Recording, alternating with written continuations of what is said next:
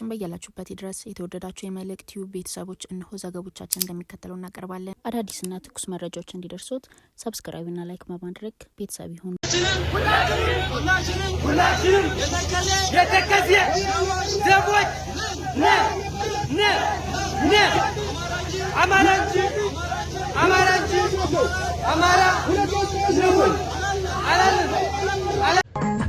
እውነት ነው።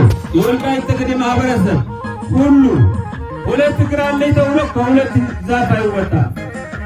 አንድ አቋም፣ አንድ እምነት ያለው ያሸንፋል። ስለሆነ ከለውጥ መንግስት ከለውጥ ወዳድ ህዝብ ጋር በመቆም የዘላቂ ህልውናችን ለማረጋገጥ ልማትን ለማምጣት እንደ ህዝብ ለመደራጀት የፋኖ ታጣቂዎች በወልቃይት ጥቃት ከፈቱ። ታጣቂዎቹ በወልቃይት ጠገኔ እምባጋላይ በተባለ ቀበሌ ጥቃት መክፈታቸውን ምንጮች ተናግረዋል። ጥቃቱ ፋኖና ህወሓት ወልቃይትን ተባብረው ለማጥቃት መወሰናቸውን ያረጋገጠ ነው የሚል አስተያየት ተሰጥቶበታል። የትግራይ ክልል ጊዜያዊ አስተዳደር ከሰሞኑ በፌዴራል መንግስትና በትግራይ ኃይሎች መካከል የተካሄደው ግጭት ሊፈጠር የማይገባ ነበር አለ። በግጭቱ ምክንያት የተቋረጠው የኢትዮጵያ የአየር መንገድ በረራ ዳግም እንዲጀመር ለፌዴራል መንግስት ጥያቄ ማቅረቡንም አስታውቋል። በሌተናል ጀነራል ታደሰ ወረደ የሚመራው የትግራይ ክልል ጊዜያዊ አስተዳደር ይህንን ያለው ወቅታዊ ጉዳዮችን አስመልክቶ እሁድ ጥር 24 2018 ዓ.ም ባወጣው መግለጫ ነው። የትግራይ ኃይሎችና የሀገር መከላከያ ሰራዊት ካለፈው ሳምንት መጀመሪያ አንስቶ ግጭት ውስጥ ገብተዋል። የኢትዮጵያ ሰብአዊ መብቶች ኮሚሽን ባለፈው ሳምንት መጨረሻ ያወጣው መግለጫ እንደሚያመለክተው ግጭቱ የተቀሰቀሰው በትግራይ በአማራና በአፋር ክልሎች በሚገኙ አዋሳኝ አካባቢዎች ላይ ነው። የትግራይና የአማራ ክልሎች በሚወዛገቡበት ጸለም በሚገኙት ማይዳጉሻ፣ ማንጫራና ሌሎች ስፍራዎች በከባድ መሳሪያ የታጀበው ውጊያ መታየቱን ሪፖርቶች አመልክተዋል። አርብ ሌሊትና ቅዳሜ ንጋት ላይ ደግሞ በማዕከላዊ ትግራይ ዞን በሚገኙ 2 ከተሞችና አንድ ወረዳ ላይ በተፈጸመ የድሮን ጥቃት አንድ ሰው ሲገደል አንድ ሰው ደግሞ እንደቆሰለ የክልሉ መንግስት አስታውቋል።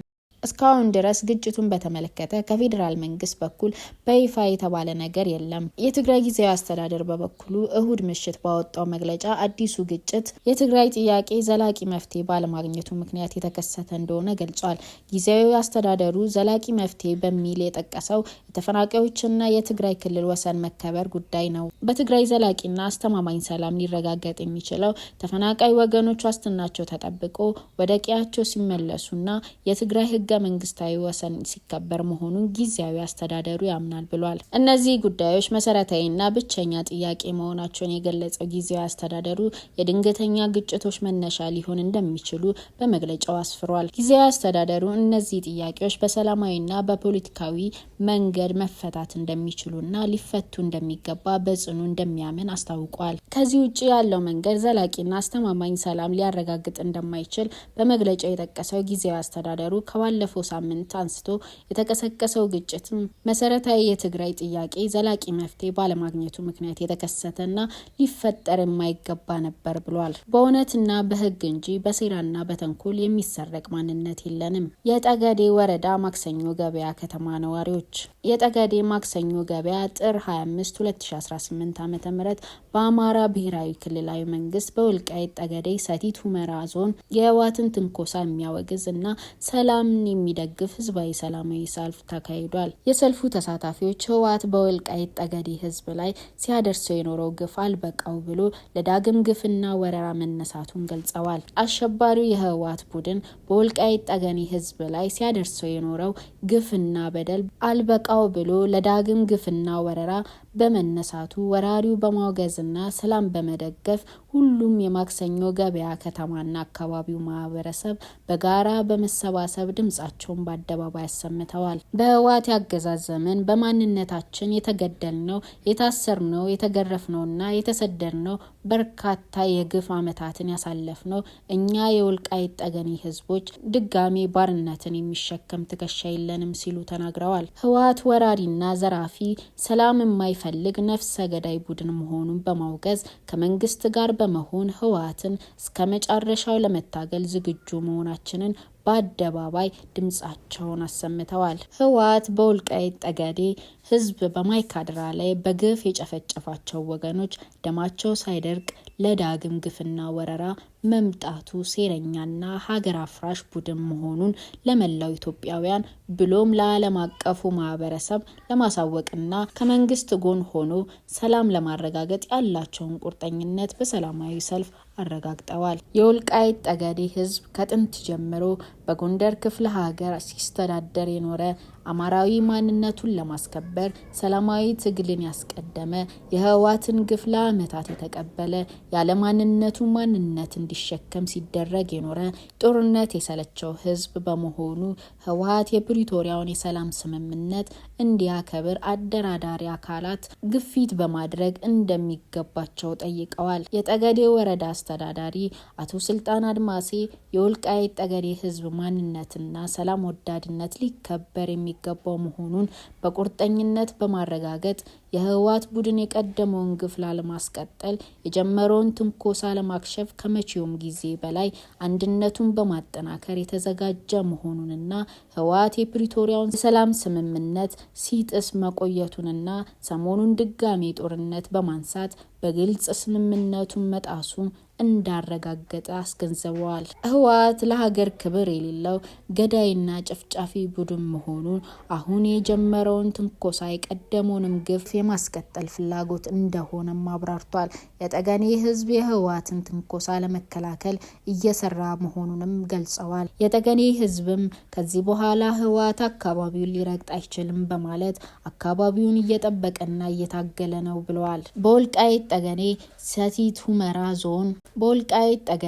ሰቲት ሁመራ ዞን የእንስሳት ሀብት መምሪያ ኃላፊ የሆኑት አቶ ተሻላ በራ እንደተናገሩት የወልቃይት ጠገዴ የነጻነት ትግል የእውነት የፍትህና የርትዕ ህዝባዊ ጥያቄ ሆኖ ሳለ ህወሓት ለ30 ዓመታት ያለማቋረጥ መዋቅራዊ በሆነ መንገድ ነባሩን ህዝብ ማጥፋት በርካታ ዓለም አቀፍ ወንጀሎችን ፈጽሟል ብለዋል። ይሁን እንጂ አሁንም ጠላቶቹ ከትናንት ጥፋታቸው ሳይታረሙ የተረገመውን ዘመን ለመድገም የጥፋት ድግስ ላይ ናቸው። ሰሞኑን በጠለምት አማራ ህዝብ ላይ የከፈቱት ጦርነትም ለዚህ ማሳያ ነው።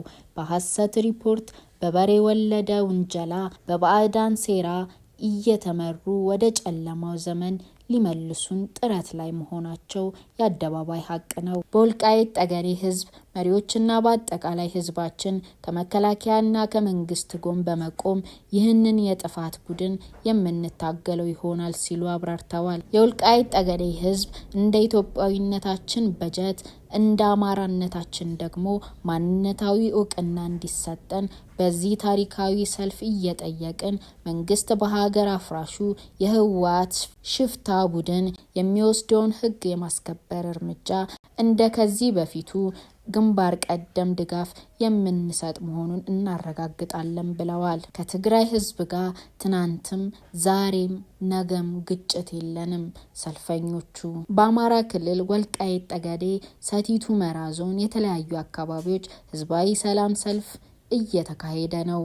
በዞኑ በሚገኙ በአራቱም ወረዳዎችና በአምስቱ ከተማ አስተዳደሮች የህወሓትን ዳግም ወረራና ጦርነት በመቃወም ከትግራይ ህዝብ ጋር ትናንትም ዛሬም ነገም ግጭት የለንም የሚል የመልእክት የያዙት ሰልፈኞቹ የጥፋት ኃይሉ እኩይ ሴራ ግን በኢትዮጵያ ፍርስራሽ ላይ የትግራይ ሪፐብሊክን መገንባት ነው ብለዋል። ሰልፈኞቹ እምቢ ለዳግም ባርነት በሚል መሪ ሀሳብ ኢትዮጵያና ኢትዮጵያዊነት ያሸንፋሉ የሚሉ ሀገራዊ ድምጾችን እያስተጋቡ ነው። ስዬ አብርሃ ስለ ህወሓት ኤርትራና ፋኖ ጥምረት ያላቸውን አቋም ገለጹ። የቀድሞ የመከላከያ ሚኒስቴር አቶ ስዬ አብርሃ ከሰሞኑን የትግራይ ወቅታዊ ሁኔታ ጋር በተያያዘ እሁድ ጥር 24 2018 ዓ.ም ምሽት ከአንድ ሚዲያ ጋር በነበራቸው ቆይታ በበርካታ ርዕሰ ጉዳዮች በተለይም ስለ ጥምረትና ከፋኖ ኃይሎች ጋር ስለሚደረግ ትብብር ማብራሪያ ሰጥተዋል። አቶ ስዬ አብርሃ የህወሓት አመራሮች እና የትግራይ ወታደራዊ መኮንኖች ከኤርትራ ጋር እያደረጉ ነው ያሉትን ጥምረት ተችተዋል። እንደ እርሳቸው ገለጻ ይህ አይነቱ ግንኙነት ትግራይን የትልልቅ ዝሆኖች የውጭ ኃይላት የጦር አውድማ የሚያደርግ ነው። የዚህ ሴራ ዋና ተዋናይ የኤርትራው ፕሬዝዳንት ኢሳያስ አፈወርቂ መሆናቸውን የጠቀሱት አቶ ስዬ ፕሬዝዳንቱ የትግራይ ጀነራሎች ለጭነት እንደሚመቹ አህዮች አድርገው ስለቆጠሯቸው ዓላማቸውን ለማሳካት ቢጭኗቸው አደጋ ቢደርስባቸው እንኳን ግድ እንደማይሰጣቸው ገልጸዋል። በተመሳሳይ አቶ ስዬ የህወሓት ኃይሎች ከፋኖ ጋር እያደረጉት ነው የተባለውን ትብብር በተመለከተ ሲናገሩ ከፋኖ ኃይሎች ጋር በሚደረግ ማንኛውም ግንኙነት የፕሪቶሪያውን የሰላም ስምምነት የሚያፈርስና ትግራይን ወደ ከፋ ችግር ውስጥ የሚከት ነው ብለዋል። የተፈናቃዮችን መመለስ ሆነ የትግራይን መሬት የማስከበር ጉዳይ በፕሪቶሪያዊ ስምምነት መሰረት በሰላማዊ መንገድ እንዲከናወን እየሰራ መሆኑን ገልጸዋል። በዚህም አቋም አጥብቀው እንዲቀጥሉ አሳስበዋል። እስራኤላውያን በኢትዮጵያ የሚገኙ በርካታ ቤተሰቦቻቸውን ወደ እስራኤል እንዲገቡ መጠየቃቸውን ቀጥለዋል። በትግራይ ክልል በተቀሰቀሰው ውጥረት ምክንያት በስጋት ላይ የሚገኙ ወደ 10,000 የሚጠጉ ዘመዶቻቸው እስራኤል እንዲገቡ መንግስት ሁኔታዎችን እንዲያመቻችላቸው በመጠየቅ በትናንትና ዕለት በመቶዎች የሚቆጠሩ ሰልፈኞች በእስራኤል ፓርላማ ፊት ለፊት ሰልፍ አድርገዋል። ሰልፈኞቹ የእስራኤል መንግስት ከኢትዮጵያ የሚደረገውን የዜጎች ማዘዋወር ማቆሙንና ለሂደቱም የሚመደበውን በጀት ማቋረጡን ገልጸዋል። በኢትዮጵያ የሚገኙ ስደተኞችን የሚረዳው ፓወር ፎር አሊሃ የተባለው ድርጅት ባወጣው መግለጫ መሪዎች በኢትዮጵያ ባለው ግጭት ሳቢያ ሁኔታዎች እየተባባሰ የመጣውን ወገኖች ወደ እስራኤል ለማምጣት በአስቸኳይ በጀት እንዲመድቡ ጠይቀዋል። እንደ ድርጅቱ ግምት ከተለያዩ የእስራኤል ከተሞች የመጡና ለአብዛኞቹ የኢትዮጵያ ተወላጆች የሆኑ ወደ 2,000 የሚጠጉ ሰዎች በሰልፉ ላይ ተገኝተዋል። ሰልፈኞቹ በኢትዮጵያ የሚገኙ ቤተሰቦቻቸው ለዓመታት ለመዘዋወር ሲጠባበቁ መቆየታቸውን ገልጸዋል።